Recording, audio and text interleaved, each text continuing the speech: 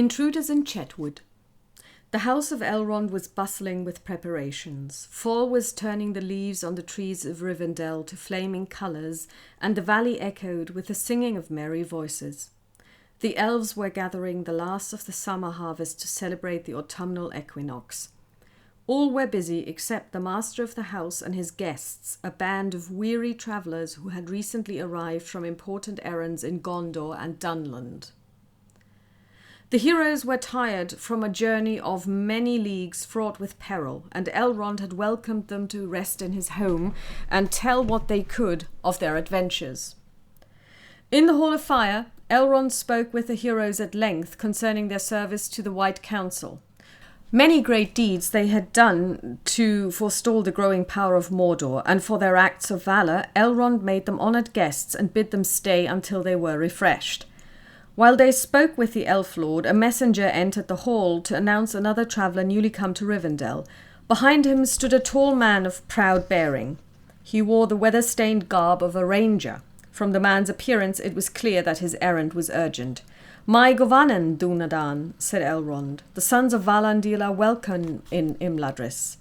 The ranger placed his hand over a hawk pendant he wore on a chain around his neck and bowed. "My lord," he spoke, "my name is Iarion, and I have ridden here in haste to seek my kinsman Aragorn. There is evil afoot in the untamed lands north of Bree, and we rangers have need of our chieftain."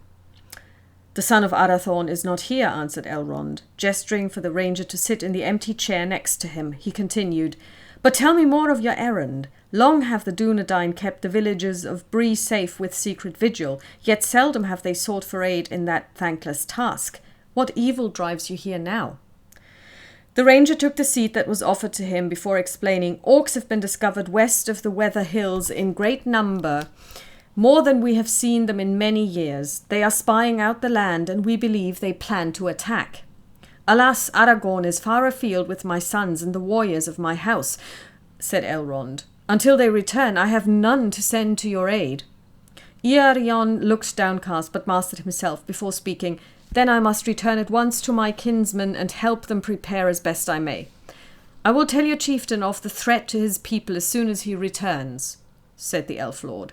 The ranger stood up, bowed to Elrond, and turned to leave, but the heroes who were sitting there rose to their feet and stepped forward. "We will come with you," spoke one, and the rest nodded in agreement.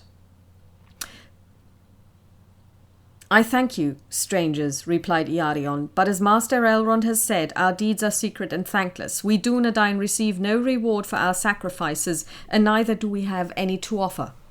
"Hunting orc is its own reward," said the hero evenly, and continued, "We will not sit idly here while you and your folk fight this battle, not while we have strength left. We will come." "Then let us ride swiftly to the aid of my people," said Iarion, with fresh hope in his eyes. "May the favour of the Valar be upon you and each of you in this task," spoke Elrond in farewell. Together the ranger and the heroes bade farewell to the last homely house. They rode west from the valley of Rivendell toward the villages of Breeland. They followed the old road over the last bridge all the way to the southern end of the Weather Hills. There they turned aside to climb Weathertop, the tallest of the hills. Its summit commanded a great view of the surrounding area, and Iarion told his companions there would be rangers keeping vigil there. From them, the Dunedain hoped to hear some news before pressing on. When they reached the top, they found 2 Dunedain who greeted them. "Ho, Iarion! I see you have brought others to help us, but I fear it may be too late," one of them said grimly. "A large number of orcs descended from the hills last night. A war party, it seemed to us, but moving warily and avoiding the road, we watched them creep north and west along the edge of the marsh until they disappeared beyond the fens." "It is likely that they meant to come upon the villages of Breeland from the north," replied Iarion, looking into the direction the rangers indicated. "Our people in Chetwood must be warned. One of you take my horse and ride with haste to do so. My companions and I will follow the orcs and do what we can to delay them." Turning to the heroes, Iarion laid his hand on the pommel of his sword as he addressed them.